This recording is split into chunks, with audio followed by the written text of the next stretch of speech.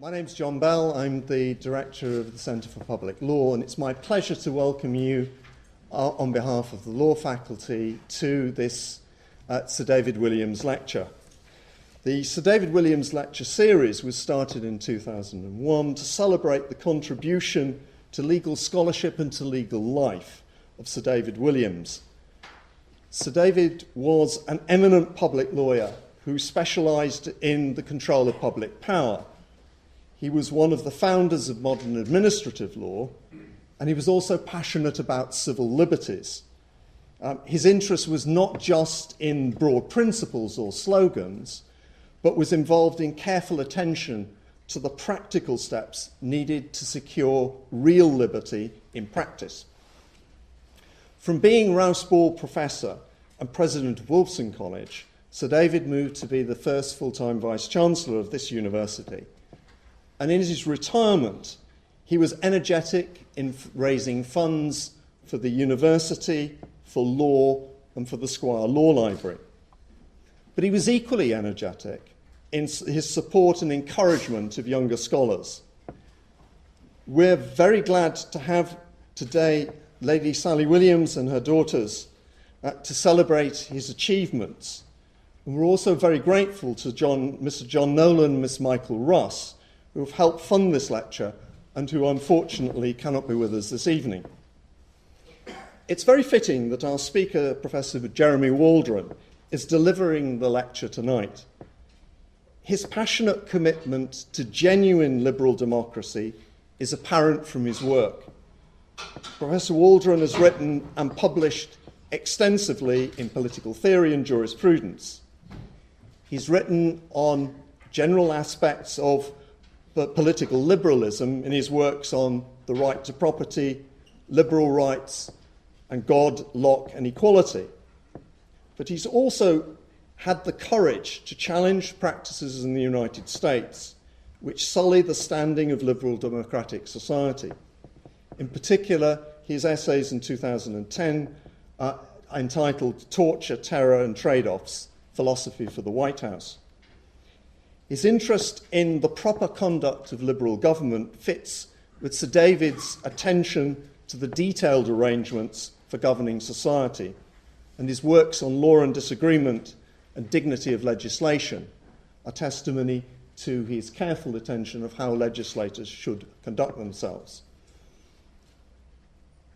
Professor Waldron is the Chichele Professor of Social and Political Theory and a Fellow of All Souls College. For 2011 and 2012, he will hold this position in conjunction with a professorship at New York University. But he's been in this post only for a very short while. He was born in and educated in New Zealand, you will tell that from his accent. We won't say anything about the rugby, which may link him even more to Sir David Williams. He was educated at the University of Otago and then studied for his doctorate under Professor Ronald Dworkin at the same time as I was doing, but in different faculties. He taught in Oxford at Lincoln College, where he was a fellow from 1980 to 1982, and then was a lecturer at the University of Edinburgh before moving to the United States in 1987 as Professor of Law in the Jurisprudence and Social Policy program in the School of Law at the University of California, Berkeley. He's therefore well known across the world as a champion of liberalism. His topic for tonight is how law protects dignity. A liberal society must treat the human person as valuable in their own right, whether that person occupies a high social position or is homeless, whether that person is law-abiding or a suspected or proven terrorist. The topic is a challenge for modern societies across a wide range of fields, from police and military law to medical law and childcare. It's therefore my great pleasure to invite Professor Jeremy Waldron to give this year's Sir David Williams lecture.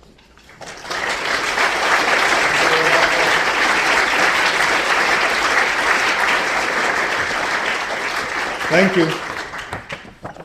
It's a great honour to be invited to give a lecture in this series celebrating the life and work of Sir David Williams. And it's a huge pleasure to be here in Cambridge, which I've visited. I mean, I've lived in the UK for a long, long time, and I was saying to some colleagues earlier this afternoon, I think I've only ever spent about 2 weeks in Cambridge, but it's a huge pleasure to be here. It was a particular pleasure to get to meet Lady Williams at lunch today, and I pass on my greetings to her. And I would like to thank John Bell, not only for his kind introduction, but for making the arrangements for this. It's been a very easy task to organise the details of this occasion. So my topic is the way in which law protects dignity. The most obvious way is that law protects dignity by proclaiming and enforcing specific norms that prohibit attacks on it.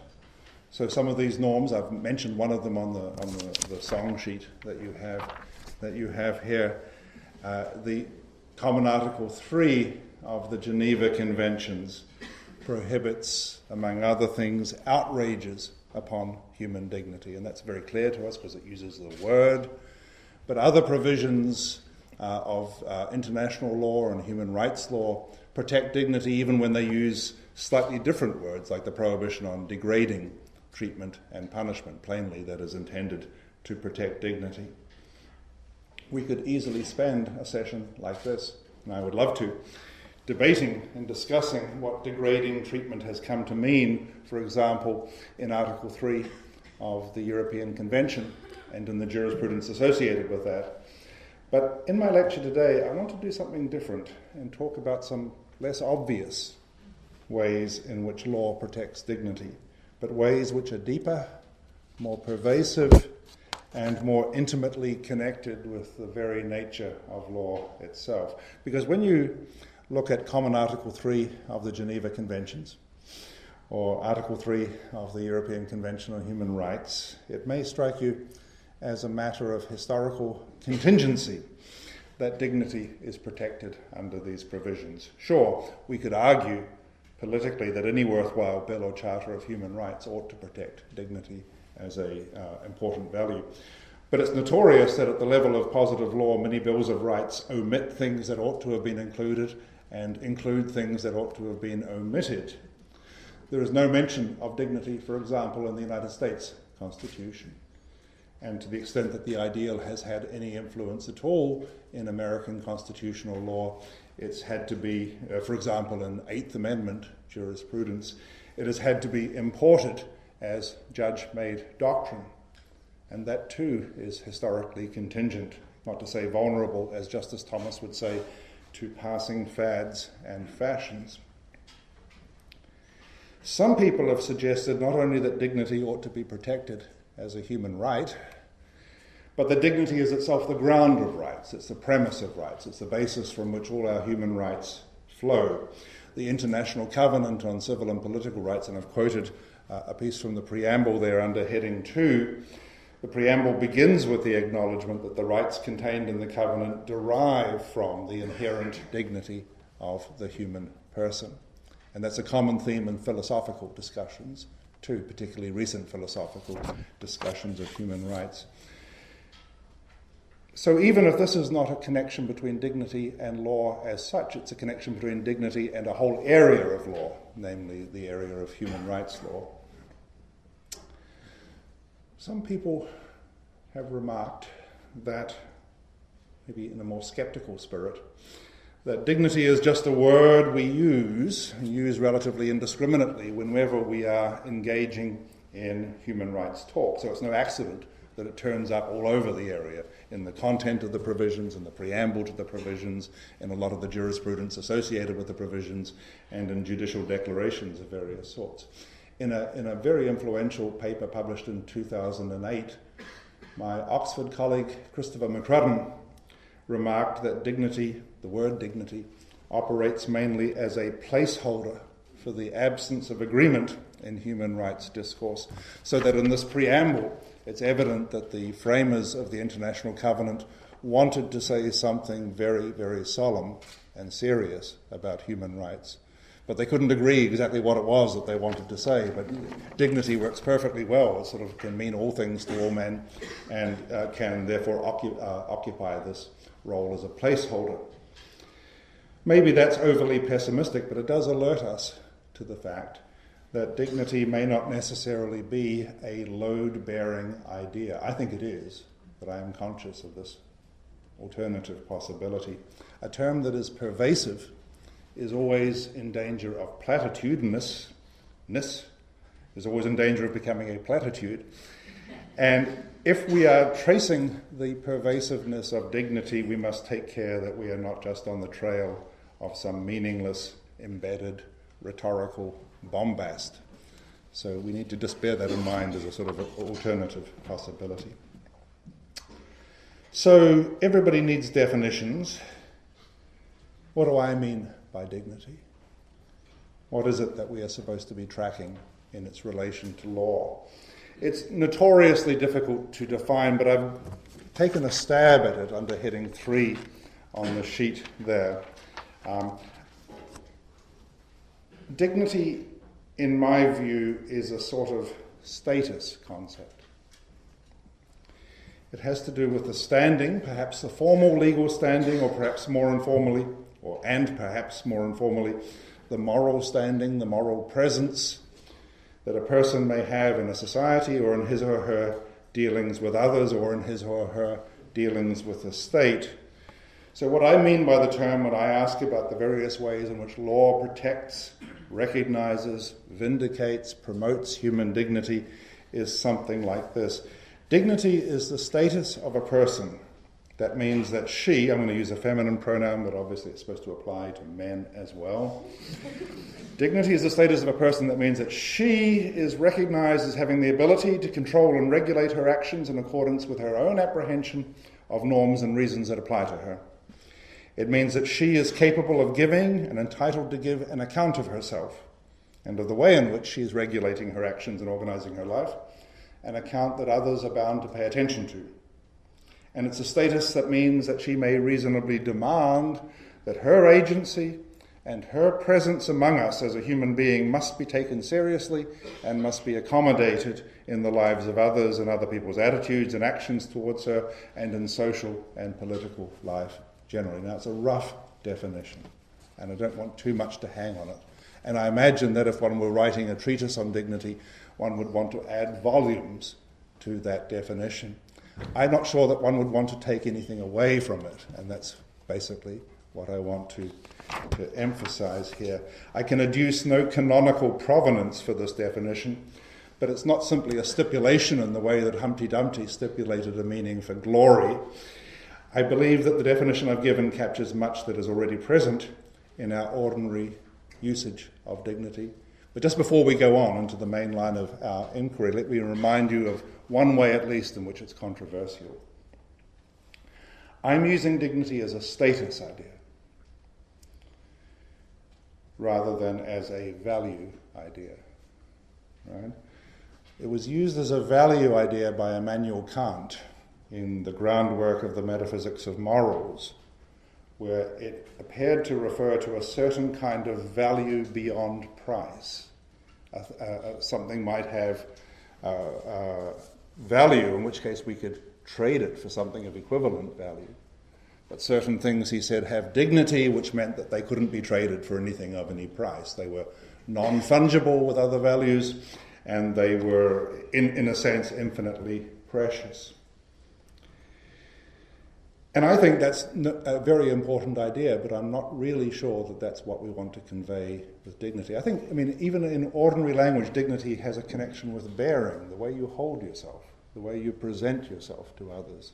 Yeah? We talk about allowing people to present a dignified presence to other people, and much of the work that we do, for example, with regard to degrading treatment, has to do with various ways in which the law might interfere with that.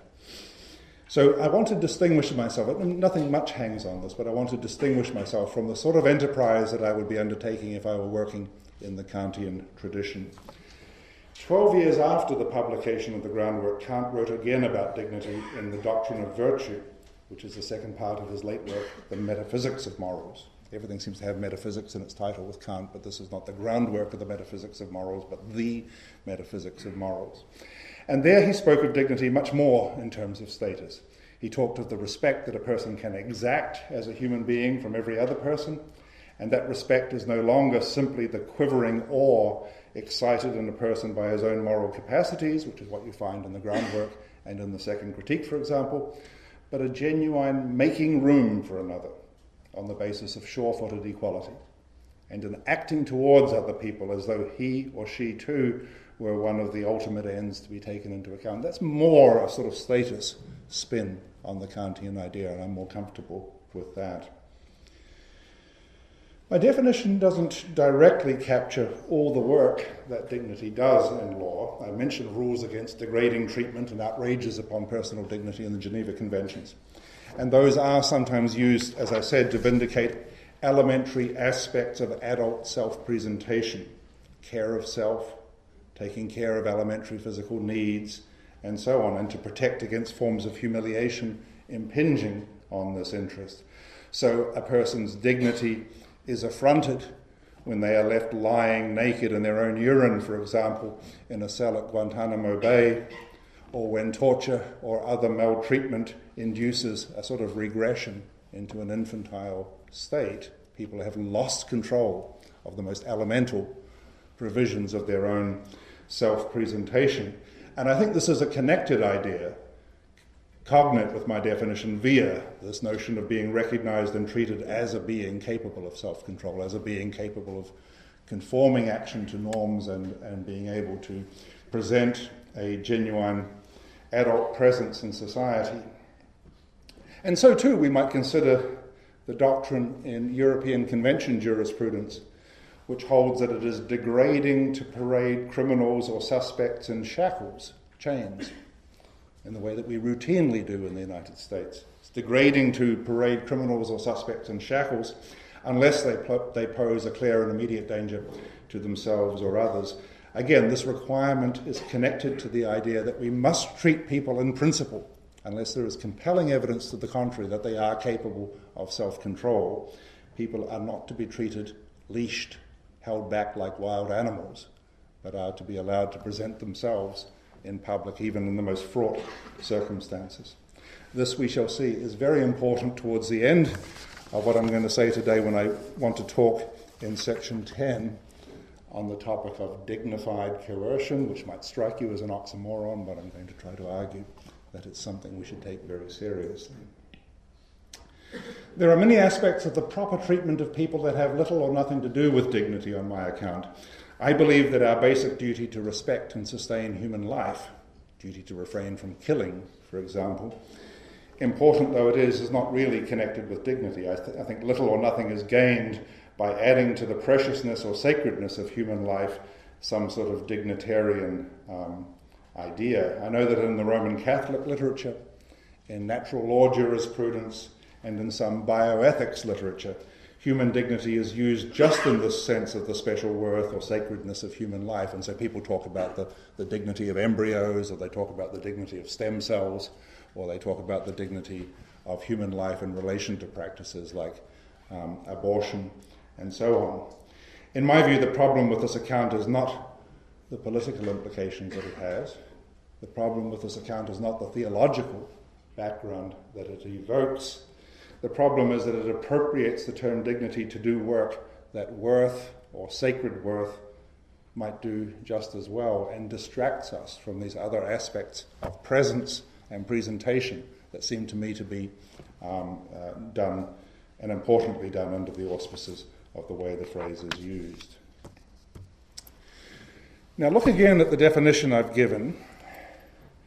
When you read it, I hope the sense in which law inherently promotes dignity may begin to become apparent, and I have to acknowledge that I tailored this definition for the purposes of the lecture. So we talk about we talk about a person capable of giving and entitled to give an account of herself. And I want that to convey an image of something like a litigant or a defendant who is not just hauled before the court and subject to a determination, but is given a moment to speak, to adduce evidence, to make arguments on his or her behalf. That's the sort of idea that I want to pursue in this lecture. Dignity, I think, although it is a pervasive idea and goes beyond the law, it hooks up in obvious ways with juridical ideas about hearings and due process and status to sue. And the basic aim of what I'm going to say here this evening is to elaborate those connections and make them explicit. Here's a preliminary foray. At the beginning of the lecture, I considered the idea of a specific right to dignity. Then a few minutes later, I considered the idea commonly expressed in the preambles of major human rights instruments that dignity might be the ground of every human right. A third possible connection is that the very form and structure of a right, the very idea of having a right, being the holder of a right, conveys an idea of the right bearer's dignity. This will be familiar to some of the philosophers and jurisprudents in the room, and explicitly so in what is known as the choice theory of rights, once advanced by Professor H.L.A. Hart. Hart believed that having a legal or a moral right was not just a matter of being the object of legal or moral concern. He rejected what is sometimes known as the benefit or the interest theory of rights. He favoured instead the description of the right bearer as having a power to determine what another person's duty should be, or having the power to determine what another person should have to do about the duty that they owed to him. So, as he said, the right bearer is morally in a position, and often legally in a position, to determine by his choice how the duty bearer shall act. The right bearer can choose to sue or not to sue. The right bearer can choose to waive the right or enforce the right. The right bearer has a certain sort of little local sovereignty over another person's moral or legal position. Hart developed this argument first for natural rights, but he thought, at least for a while, that it was true of legal rights, although he began to tiptoe away from this position in the 1980s. Something similar can be found in the American philosopher Joel Feinberg's account of rights as claims. To have a right in law is to possess the dignity of a recognized claimant, so that when you make a claim for a certain form of treatment or a claim to a certain amount of good, people don't just simply say, well, what is that to us? Why should we take any notice of this? A recognized claimant is the one who can insist that a claim be heard and responded to. So to the extent that rights are pervasive in law, the recognition and respect that claimants are entitled to as such is going to be a pervasive aspect of law's commitment to dignity. That is, we insist on the dignity of somebody who is able to stand up unapologetically for their own interests and to a certain extent use their own free will to control what society and what other people have to do about those interests. It's sometimes said that we can imagine law without rights. I think that's false. Even if Hart is wrong about rights generally, I think any legal system will characteristically, and not just contingently, establish and respect individual positions that have the features that Hart's theory or Feinberg's theory attribute to rights. For example, law will recognize potential plaintiffs and defer to their dignity, their standing, in allowing them to make decisions about whether some norm violator is to be taken to task or not. It's even more evidently false if my colleague Ronald Dworkin is right in the basic rights thesis that he set out years ago in his book, Taking Rights Seriously. Amidst the plethora of other propositions, Dworkin argued that when you go to law, when you come in as a plaintiff and make some claim, or as a petitioner, you don't just enter the courtroom in a lobbying mode. You don't just try to convince the court that it would be a rather good idea for you to have this money paid for you or this remedy given to you. You walk in the mode of somebody with an entitlement, and it may not mean that you're entitled to bang the desk, but you are demanding something for which you have a right. You are holding your head high and insisting that your presence and your claims must be taken seriously and, if need be, peremptorily in the determination of what others are to do. So in those ways, the very being of, the very nature of litigation, the very sense in which people inaugurate and pursue claims at law, pays some sort of tribute to the way their dignity is recognized. These are people, the law doesn't often work, certainly private law doesn't work on its own motion. It is put in motion by plaintiffs who have the power and the authority to pursue things in this way. Of course, their claims may be false or controversial, but the controversy is a controversy about entitlement, not just a controversy about what it would be a rather good idea to do. So there is all of that.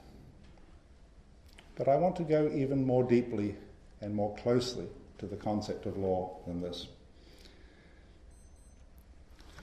So in section 5, which as you see is entitled Fuller and Rouse, Guiding Action in the Dignity of Self-Application. Famously, in a book based on his 1963 Storrs lectures, The Morality of Law, the American jurist Lon Fuller developed an account of what he called the inner morality of law. The inner morality of law insisted that laws must be phrased in general terms, that they must be clear, they must be reasonably stable, they must be prospective, and they must actually determine what officials do. And he said that these principles, the observance of these principles, is bound up with the basics of legal craftsmanship. Now, there's going to be some internal gossip here, which those of you who are uninterested in controversies in jurisprudence can take a little nap. But those, like my friend Professor Kramer over there, who are interested in these matters may want to be alert to. Positivist legal philosophers, beginning with H.L.A. Hart, have sometimes expressed bewilderment as to why Fuller called these internal principles of prospectivity, generality, clarity, and so on. Why did he call them a morality? I think this bewilderment is disingenuous, and I said so in an article about Hart, published in the New York University Law Review in 2008.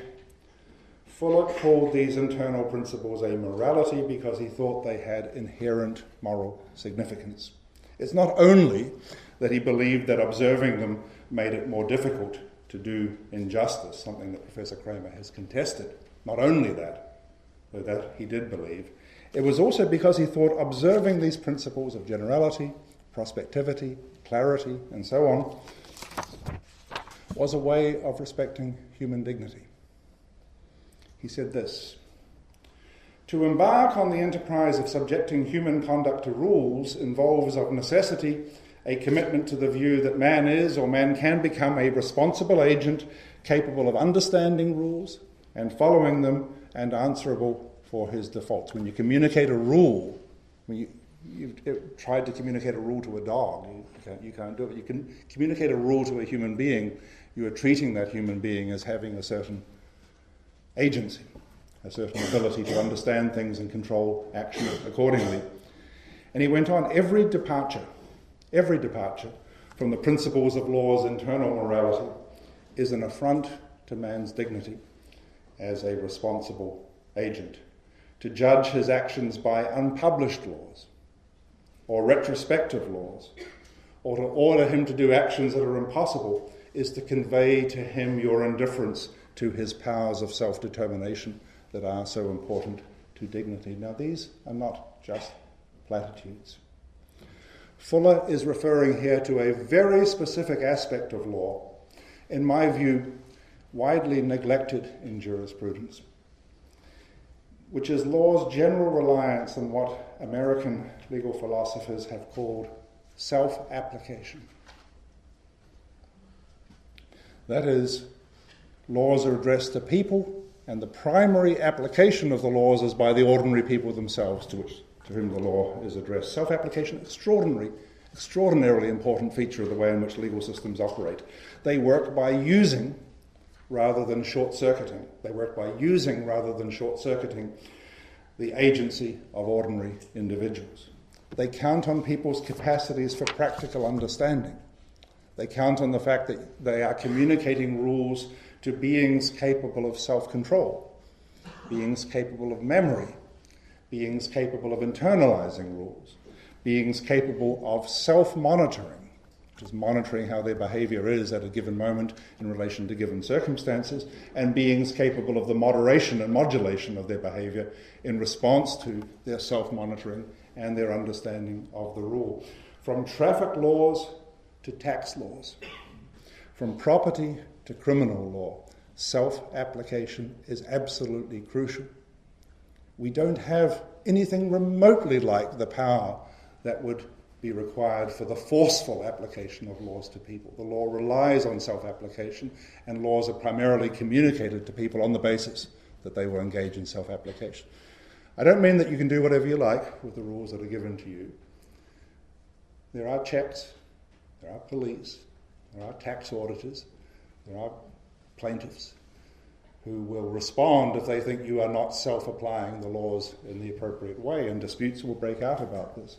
But by and large, at every moment in your driving, and whatever dates are laid down for the return of your income tax returns, in almost every aspect of criminal law and almost every aspect of private law, we rely on self-application. Not only that, but in constitutional law, we rely on self-application, only self-application now of the officials to whom the laws are addressed.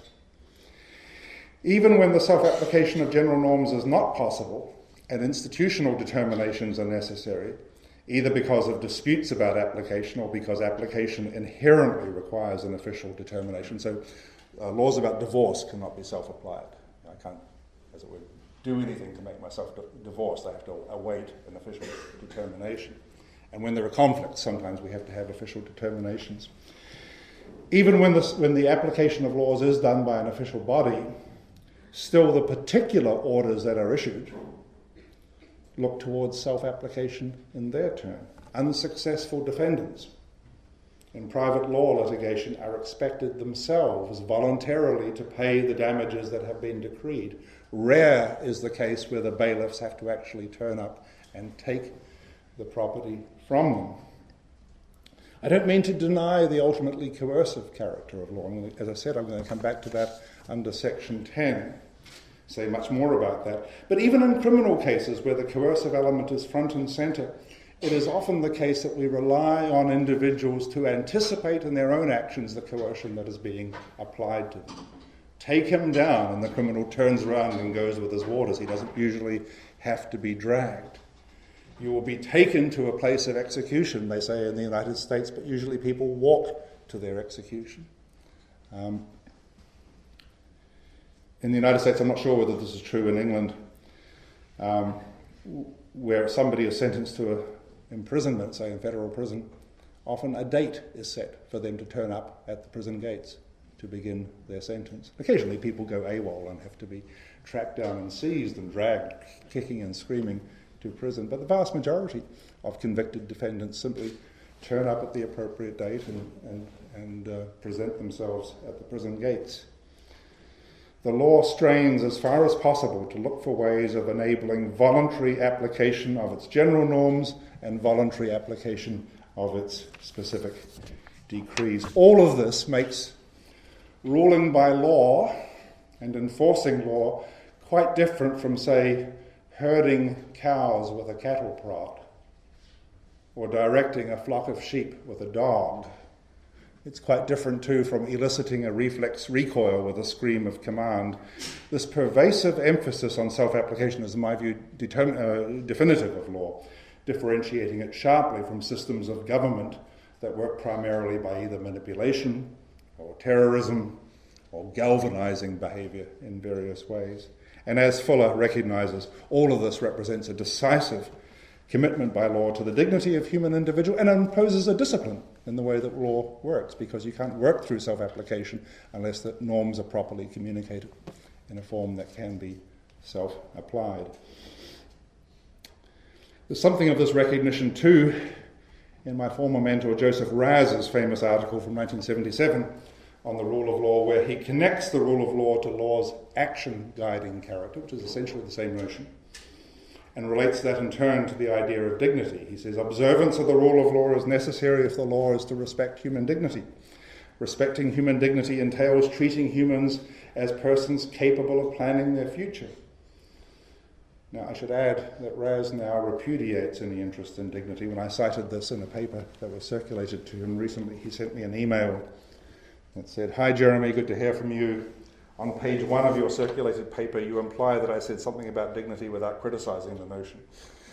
If I did, I have to repent, but I still hope that I did not." And when I reminded him that indeed he had, in fact he had said an awful lot about dignity without criticising the notion, he replied, "Terrible, I repent."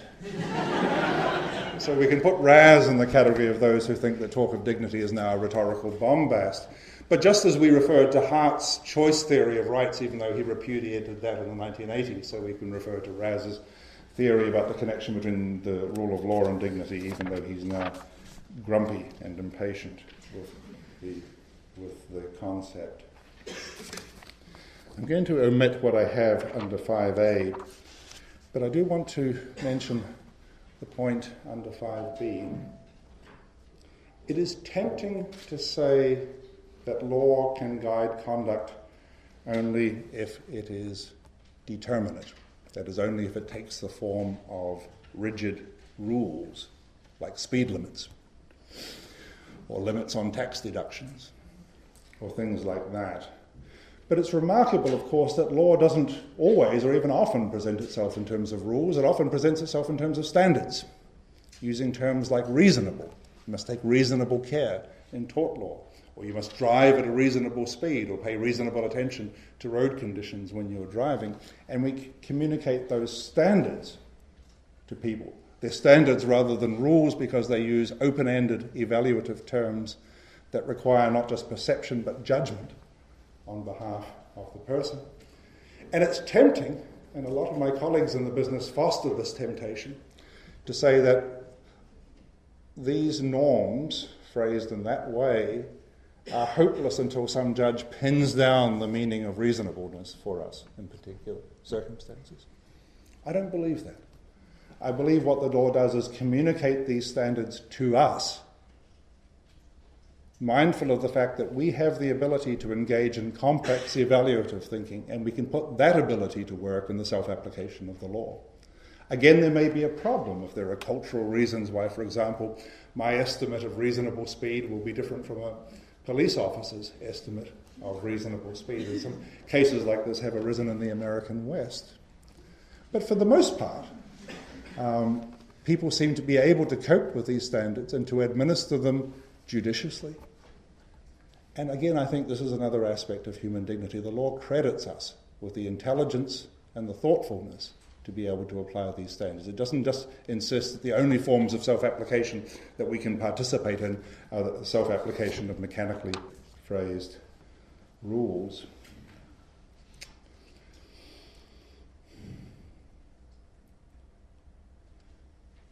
An important additional way in which law respects the dignity of those who are governed is in the provision that it makes for trials or hearings in cases where an official determination is necessary. And I want to talk a little bit now about procedure. A legal system is not just a set of general norms officially recognised and applied to individual cases. We call a mode of government law on account not only of the existence of rules, but on account of the distinctive way in which official applications are conducted. Law is applied by courts, not just by bureaucrats. By courts I mean institutions certainly devoted to settling disputes about the applications of norms, but I also mean institutions that do that through the medium of hearings, formal events, tightly structured procedurally, in order to enable an impartial tribunal to determine the rights and responsibilities of particular people fairly and effectively after hearing evidence and argument from both sides. Yeah? It's a hearing, it's not just a determination, in which case the tribunal listens. The tribunal doesn't just speak. And that listening aspect is a huge tribute to the dignity of the people that law is dealing with. It is remarkable, this is another bit of jurisprudential gossip, It is remarkable how little there is about courts in the conceptual accounts of law presented in modern positivist jurisprudence. In his book, famous book, The Concept of Law, H.L.A. Hart tells us that, well, a legal system is a union of primary and secondary rules of conduct, secondary rules of change, secondary rules of recognition, and secondary rules of application. And that's about as close as he gets to the idea of courts. He says, secondary rules of adjudication empower certain individuals to make authoritative determinations of the question of whether on a particular occasion a primary rule has been broken. But his account defines the relevant institutions simply in terms of their output function.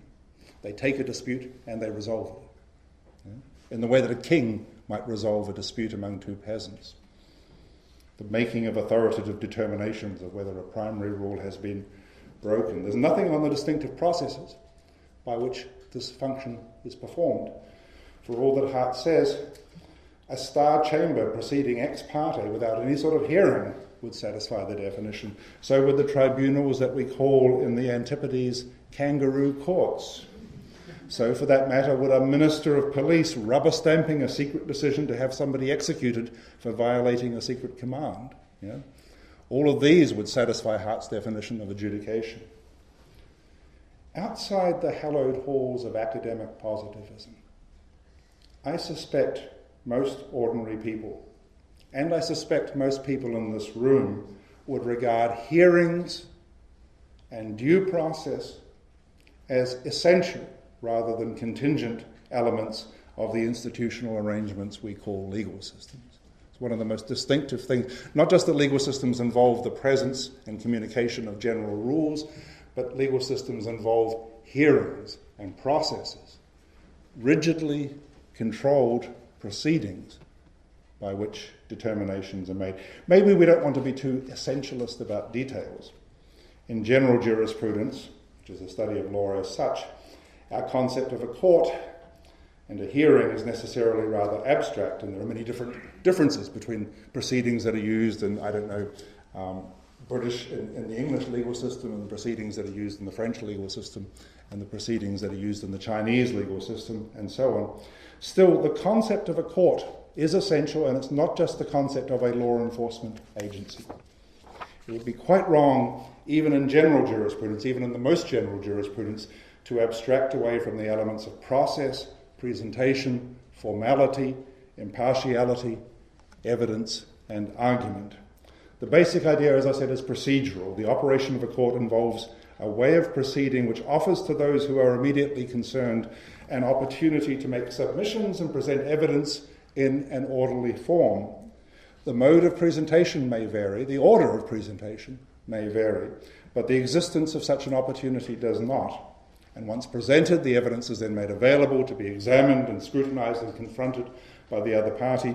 And in the course of all of this, both sides are not only treated respectfully, but above all are listened to by the tribunal, which is bound in some manner to attend to the evidence presented and to respond to the submissions that are made in the reasons that it eventually gives for its decision.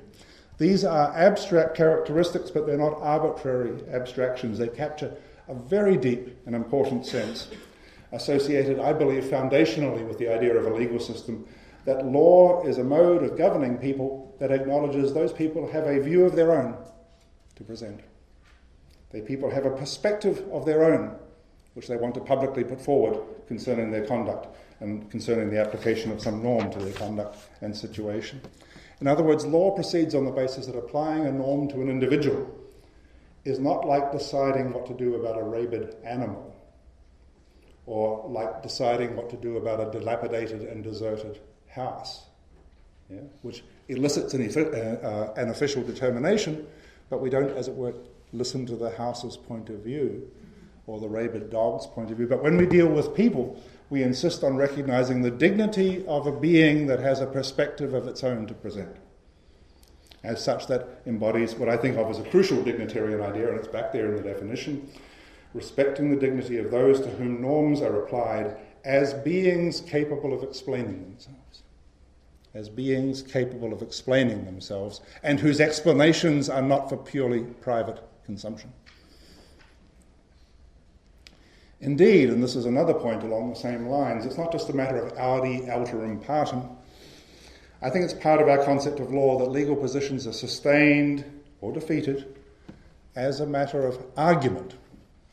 And by that I don't just mean an abstract series of propositions, I mean the activity of argumentation. Argument by counsel for each side, and responsive argument rather than just peremptory decision at the level of the tribunal making its determination. This, I believe, contributes yet another strand to law's respect for human dignity. Law presents itself to its subjects as something you can make sense of. Not just one damned thing after another. It's the first command and the second command. Here's the millionth command and the millionth and first command. But that you can make sense not just of each command, as you might do with some doctrine of legislative purpose, but you can make sense of the big picture. And that people are capable, along with their legal representatives, of conceiving an account of how their relation to the particular norm that is at issue in the case can be presented if you screw your eyes up in a certain way and argue for 10 or 30 or 50 minutes, can be presented in light of a particular conception, maybe an idiosyncratic conception, but again one for public consumption, about how the sense that they make of the law fits with the sense that they make of their position. In this way, too, then, law pays attention and pays respect to the people who live under it, conceiving them as the bearers of reason and intelligence. Conceiving of them as the bearers of reason and intelligence. The individuals whose lives law governs are treated by it as thinkers, who can grasp and grapple with the rationale of their governance and relate it in complex but intelligible ways to their own view of a relation between their actions and the actions and purposes of the state. So those are a couple of procedural ways in which it seems to me that, in its essence, law respects people as dignified beings capable of presenting and explaining themselves. Let's try a different tack. In an article published in 2007 and in my 2009 Tanner lectures at Berkeley, I argued that we should pay attention to the ancient connection between dignity and rank. Between dignity and rank. In Roman usage, dignitas embodied the idea of the honour, the privileges, the powers, and the deference due to rank or office. So somebody might have the dignity of Pontifex Maximus, or the dignity of a general. And their dignity might be a combination of the office and of their particular flair in exercising it. And in English, this too was the original meaning of the word dignity, as in the 1399 statute that took the crown away from Richard II and said, "Ye renounced and ceased of the state of king and of the lordship and of all the dignity and worship that belonged thereto." You are renouncing all the dignity of the crown. Some have suggested that this old connection between dignity and rank, dignity and hierarchy, was superseded by the Jewish Christian notion of the dignity of humanity as such, human dignity. I'm not convinced by that. I think it's a more complicated story. As I argued in that article, I think what happened was a generalization of high rank. I think we generalized high rank. We decided to make every man a duke, every woman a countess. We didn't just replace the ranking idea with an egalitarian idea. We leveled up, rather than abandoning a hierarchical notion and replacing it with an egalitarian one. The idea is that the modern notion of human dignity doesn't cut loose from the idea of rank. Instead, it involves an upward equalization so that we now accord to every human being something of the dignity, rank, and expectation that was formerly accorded, say, to nobility, or to professors, or to judges, or patriarchs, or whatever. I got this idea from Gregory Vlastos, who was a distinguished classics scholar at Berkeley when I was there in the 1990s. And James Whitman of the Yale Law School has also pursued this in his work in the idea of an extension of formerly high-status treatment to all sectors of the population. You see, you can imagine, you don't have to imagine, you can just do the history, a system of government that involved radical discrimination at law among different sorts of rank. High-ranking persons would be regarded as capable of participating fully in something like a legal system. They would be trusted with a voluntary self-application of norms. Their word and testimony would be taken seriously. They would be entitled to the benefit of elaborate processes and so on. If they were coerced, they would be dealt with under the auspices of quite respectful modes of coercion, quite different from and much less brutal than those applying to the members of other strata in society. At the other extreme, there might be a caste or a class of persons who were dealt with purely coercively by the authorities. There'd be no question of listening to or trusting anything they said. They would appear in shackles if they appeared at a hearing at all. Their evidence, if they gave evidence, would be taken under torture, and they would not be entitled to make decisions or arguments relating to their own defence, nor to have their statements heard or taken seriously. They would not have the privilege of bringing suit in the courts, or if they did, it would have to be under somebody else's protection. They would not be, as we say, sui juris. Ancient slave societies were like that. Modern slave societies are a little bit like that. And many other societies in the past with which we are uncomfortably familiar evolved similar discriminating forms that distinguished between, if you like, the legal dignity of a noble, the legal dignity of a common man, the legal dignity of a woman, and the legal dignity of a slave, a serf, or a villein. I think it is part and an essential part of our modern notion of law that all such gross status differences have been abandoned. It's not that the idea of status goes out the window. We keep the idea of status for conditions that people might be in from time to time, like bankruptcy or infancy or being a part of the military or something like that. But gross status differences between different types of human beings we no longer work with. In 1606 in London, a carriage carrying Isabel, the Countess of Rutland, was attacked by sergeants at Mace pursuant to a writ alleging a debt of $1,000. The English reports tell us that the said sergeants in Cheapside, with many others, came to the Countess in her coach, showed her their mace, and touching her body with it, said to her, "We arrest you, madam, at the suit of the creditor." And thereupon they compelled the coachman to carry the said Countess to the Compter in Wood Street, where she remained 7 or 8 days imprisoned until she paid the debt. The Countess, as you would imagine, was terribly affronted by these proceedings, and she sued successfully, and the court held that the arrest of a Countess by sergeants at Mace is against all law, and a severe sentence was given against the sergeants and others, their confederates. The court quoted an ancient maxim to the effect that law will have a difference between a lord or lady and a common person. And it held that the person of someone who is a peer is not to be arrested in such cases for 2 reasons. One, because of her dignity, and secondly, because it's presumed that being a peer, she has the ability to pay her debts anyway. And that was 1606. And now we apply at least the first point to all debtors. Yeah? No debtors are seized in this way. No debtors are imprisoned in this way. No one's body is allowed to be seized by their creditors. And we do that on account of an equalization up of the dignity in this place. In this and in a great number of other respects, we have evolved a more or less universal status, a more or less universal legal dignity that entitles everyone to something like the treatment at law that was previously confined to high status individuals.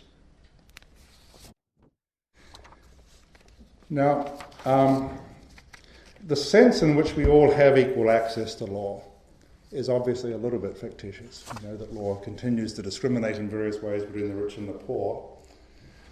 One thing to bear in mind when we talk about dignity in these matters is to remember that legal dignity, at least, whatever you think about moral dignity, legal dignity is a construction. It's a ramshackle human construction, like a building site. It's incomplete. It's a work in progress. Bits of it occasionally fall down and have to be built up again. But it's a construction that we have made for ourselves, perhaps in order to respond to what we think of as the inherent dignity of human beings, but legal dignity, at any rate, in all these respects, is something that we have tried to build.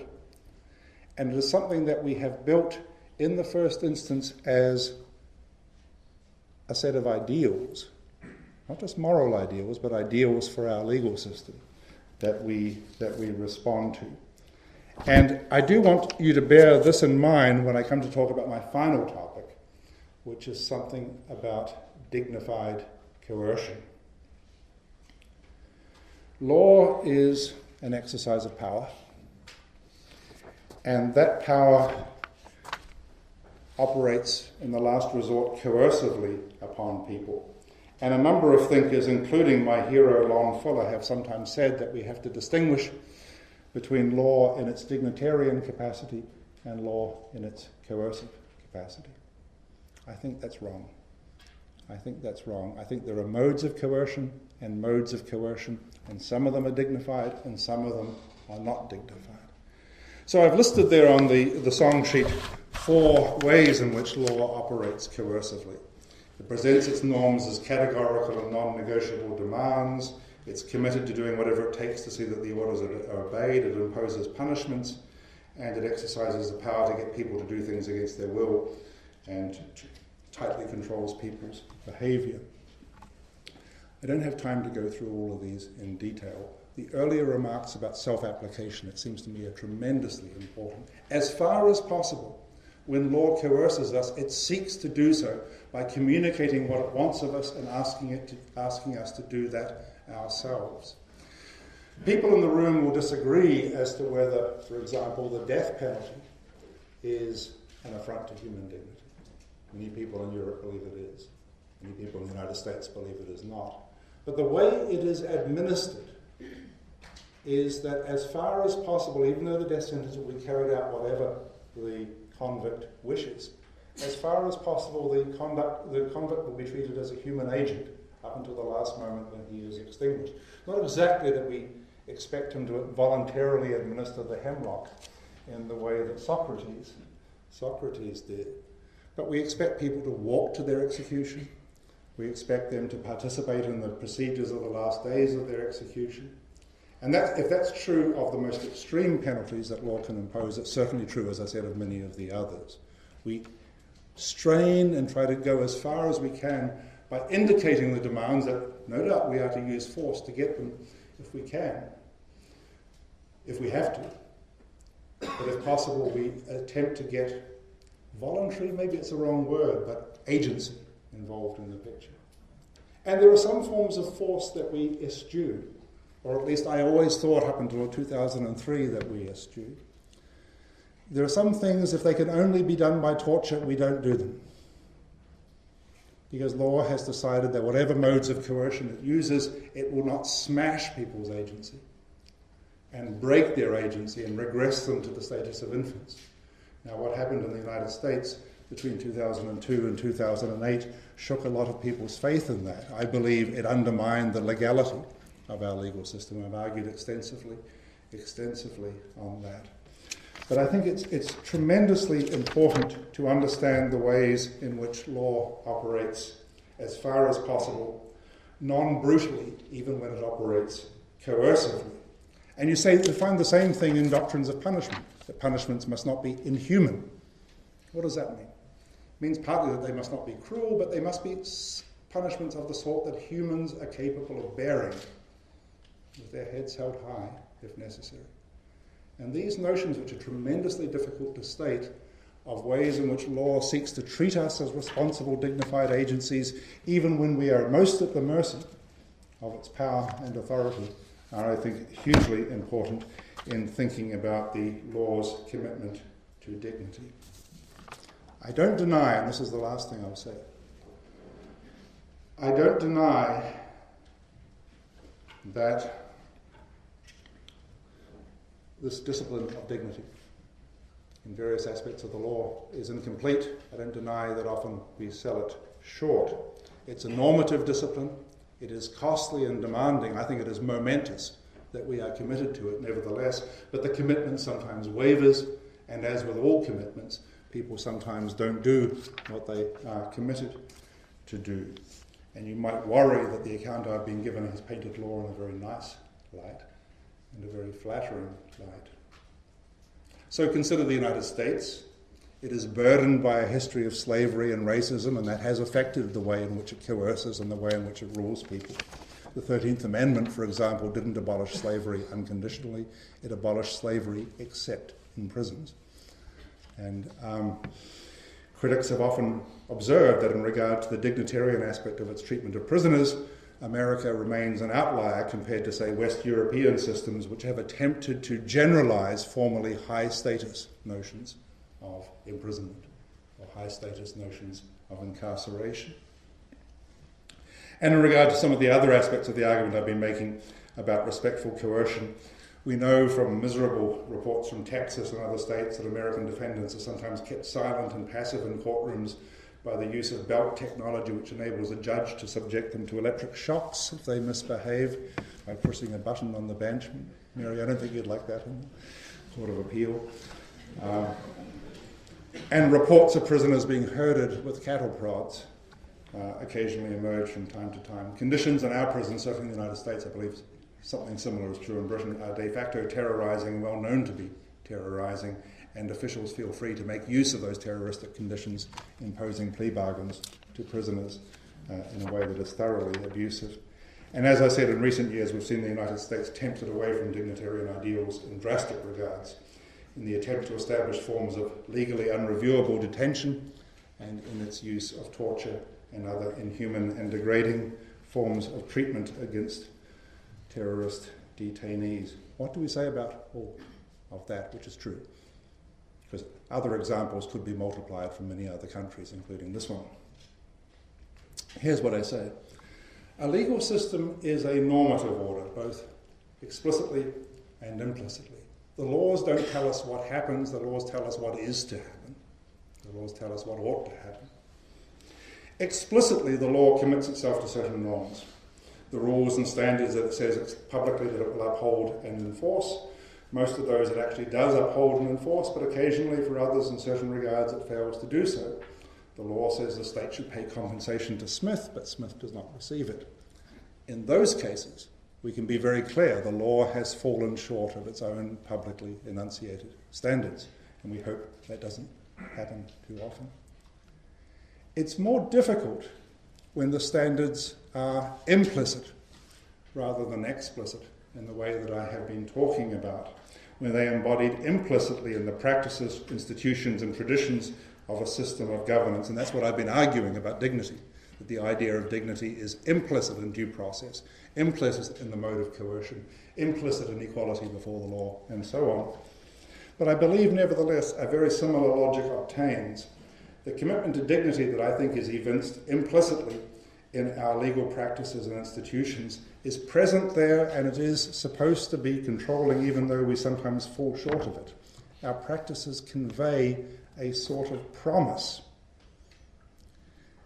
but they do it implicitly.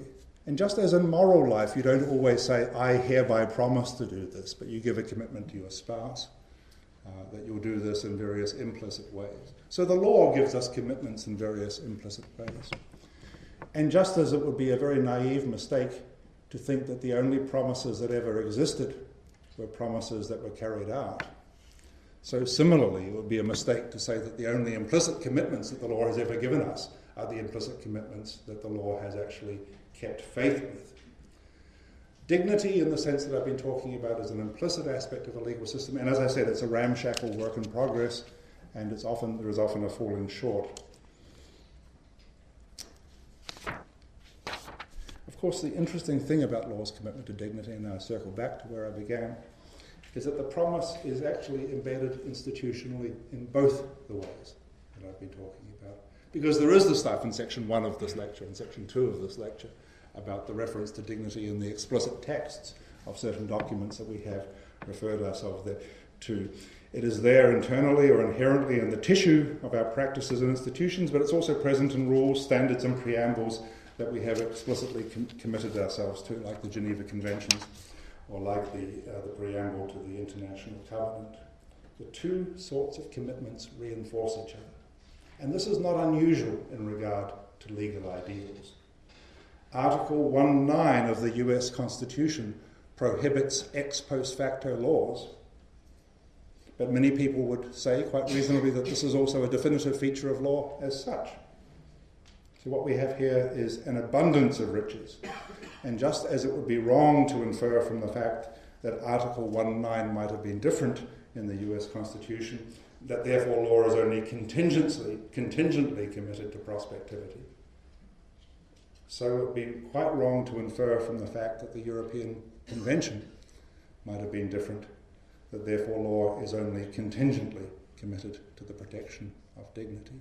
It's an inherent, in my view, an essential commitment, and it is worth working with that when we understand how legal systems operate. Thank you very much indeed.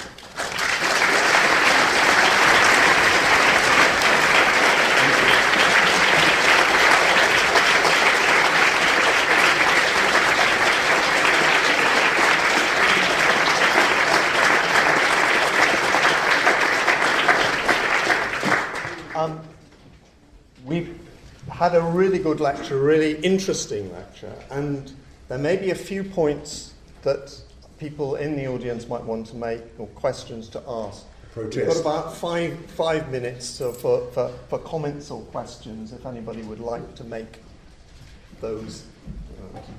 Professor Kramer, sort of one. Well, I'd like to ask quite a few questions, but I'll ask one.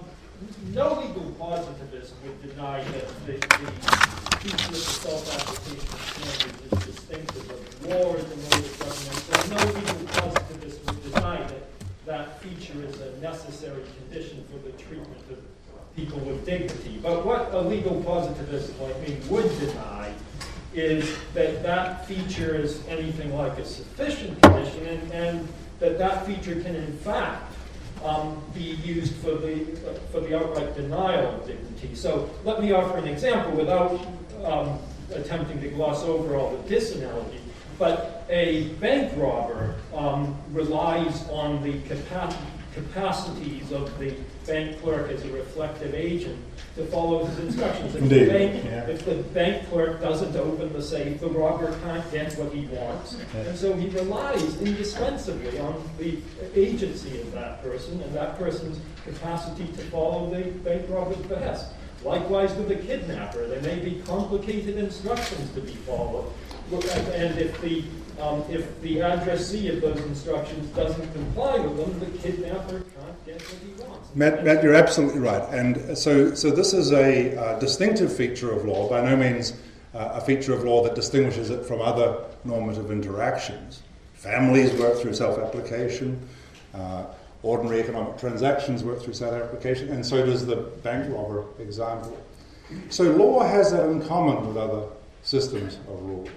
But the fact that it has it in common for a reason, which is the respect for human dignity, not just the respect for efficacy. And we may want to debate that. But also remember what bank robbers sometimes do. So at a famous bullion robbery in Heathrow, when the guards would not self-apply the bank robber's norm, they covered him with petrol and held a cigarette lighter very close to him.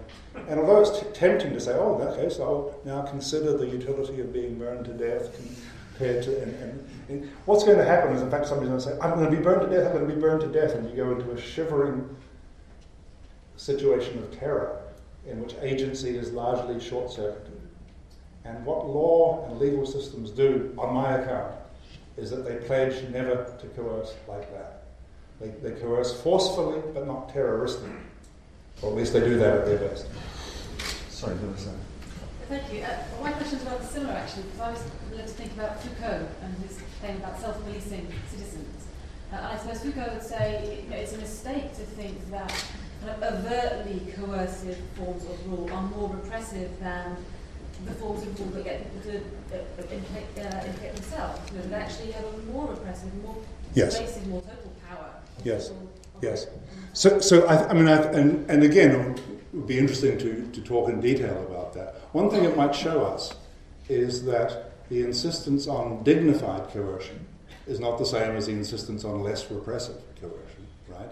So that there might be several dimensions in play here. And it may well be that nothing is more repressive than, say, the inculcation of norms, the internalization of norms. But nevertheless, for all its repressiveness, it is a way of respecting human agency and human presence and the ability to monitor and modulate your own behavior compared to other modes of coercion which may be less Foucauldian in their character, more brutal in their character, but bypass or short-circuit human dignity. It may even mean that dignity needs to be unpacked with a certain sort of Foucauldian genealogy as well, but that would be a further point. Question at the back there. How does your account of legal dignity involving agency, choice, self-presentation apply to those who are unable to perform those functions due to infancy or through disability? Indeed, and disability can range from just simply not having forensic skills of an advocate to radical disability. So again, this is something that we have constructed, something that we build, and one of the devices or practices that we build is the device of representation.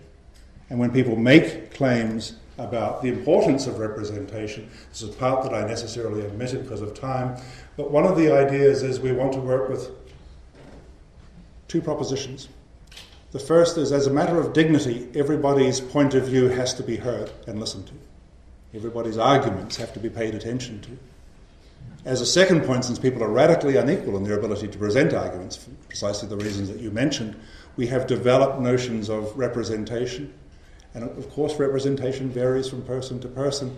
But when we insist, for example, that even the lowliest and most impoverished criminal is entitled to a public defender, and when we insist that infants in some contestation need guardians ad litem and so on, we are insisting on developing modes of conveying indirectly the dignified presence of those people in the proceedings. So I think representation is one of the constructive aspects which we are building on this vast building site of law's commitment to dignity. Very important. One last question. Sorry. Professor Waldron, I'm wondering whether you might have given the same, if you'll allow me to say so, fully excellent lecture, but with the term autonomy substituted for dignity throughout. Yes, it's perfectly possible, and a number of people sceptical about the language of dignity have asked and asked again, what work does this do that the notion of autonomy doesn't do? Normally, I mean, and in the older notion of autonomy, the notion of being a law to oneself, being able to, as it were, behave in a law-like manner, not just behave with a degree of negative freedom. That older notion of autonomy might be relatively easy to substitute in. I'm not sure that it would convey exactly the same idea of presence that must be taken seriously, or convey exactly the same idea of paying attention to a person's view of a matter, or paying attention to an argument. So I acknowledge immediately, it's a perfectly good point that the two ideas are very close together. But the idea of dignity as a status that must be paid attention to, not just made room for, I think is an important one. We'll have to finish there. I'm sure there were plenty of questions that people will want to ask. We've had the privilege of a very clear, a very committed presentation of an idea of dignity that can work in law and that can set an ideal for law. And it's an ideal which treats individuals in society as some people who are capable of doing things on their own and being supported by law and sometimes confronted by law. What we've had is something which we can take forward into a range of different activities of our own or research and work of our own, whether as judges, as students, as academics, and in different disciplines.